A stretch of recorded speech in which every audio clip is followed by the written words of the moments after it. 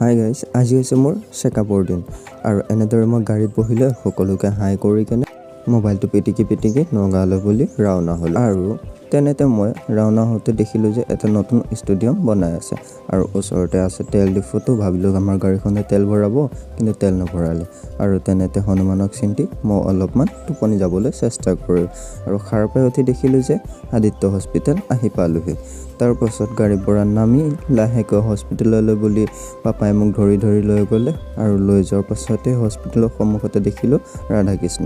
তেখেতলোকক সেৱা কৰি কিনে ৰিচিপশ্যনতে অলপমান বহিলোঁ আৰু তেনেতে বা দুজনী আহি কেনে মোক হাই ক'লে। আৰু তেনেতে পাপা আৰু মই লিফ্টত ওপৰলৈ গৈ দেখিলোঁ যে ICU ৰুম, তাতে মোক একদিন ৰখোৱা হৈছিল আৰু বাই বোলে মোক হেনো মাৰে। তেনেতে মোক চেকআপ ৰুমলৈ লৈ গ'ল আৰু চেকআপ কৰি আহি সকলোৱে আমি বহুতখিনি কথা পাতিলোঁ আৰু কথা বতৰা পাতি হোৱাৰ পাছত মই ঘৰলৈ বুলি আকৌ ওলালোঁ।